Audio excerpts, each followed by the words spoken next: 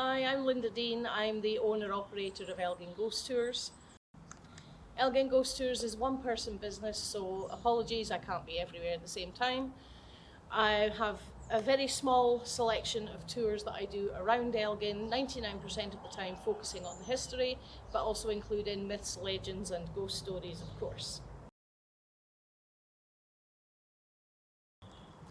When I left school, I was lazy.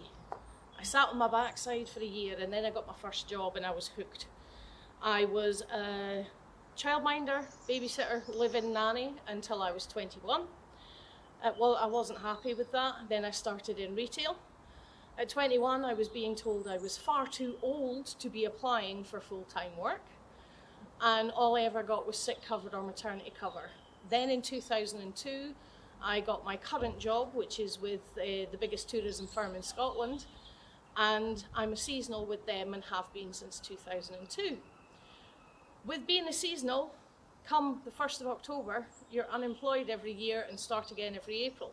So for the first couple of years, I went back into retail. I had a wee stint in the local bingo hall over the winter, but then having to leave those jobs every April to go back to the usual one. So after a while, I got fed up with this.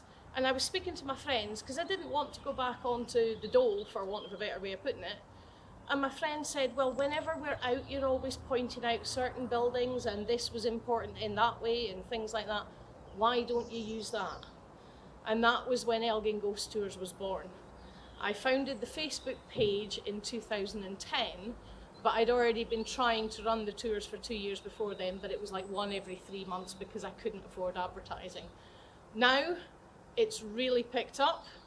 And people are discovering me. I've got visitors coming from all over the world for my tours, even a few celebrities too.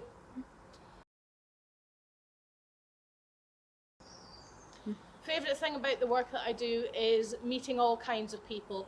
Because of the way my tours are, I might have professors in Scottish history, town planners, architects. I've even had a few of quite a lot of the paranormal community from all places all over the world. I had a rather famous paranormal celebrity on my tour in the summer. But yeah, I just love meeting all the different people. You never know who you're going to meet, what line of work they're in, what kind of questions they're going to ask, because everybody has different interest levels. Might be the architecture, might be the myths and legends, might be who lived in that house 300 years ago. But I just love it because it's totally random, it's on the spot, thinking, it's not reciting the same thing over and over again. Being a tour guide, storytelling is a very important part of my job. So a lot of the time, like here, where we are now, this marriage stone was on the side of a very big, very posh house in 1688 when it was put up, but the house isn't there. So I have to use the storytelling to describe the house, who owned it, who lived there, when it was inhabited. I'm taking people to tell them about things that aren't there anymore. How did Elgin look in the 1600s?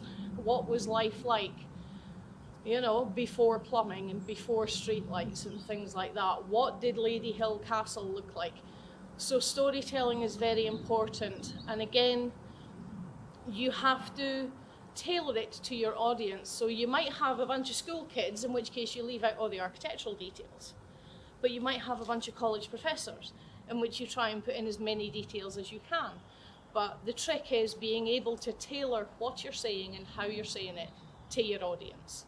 So that way you're going to be successful with your storytelling, but it is 90% of my business is storytelling.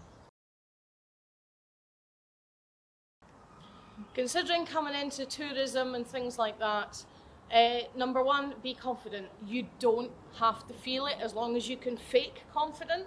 Most tour guides are completely fake because when you're in the job, you have your little mask on, which makes you feel not quite so self-conscious. No matter what qualifications you have, I mean, for example, my business runs on local history. History is the only exam I ever actually failed. But if you're interested in your subject, you will research it to death and back.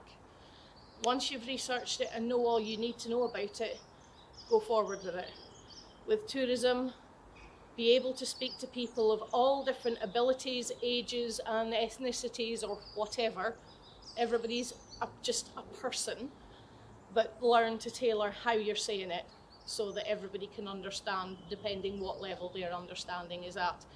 Whether it's English as a second language, or somebody who's very young that maybe doesn't want to hear about the murders and the executions, but be confident with it, research the area that you're going to be going into, and the more determined you are, the more likely you are to stick with it. I created this job because I couldn't get one.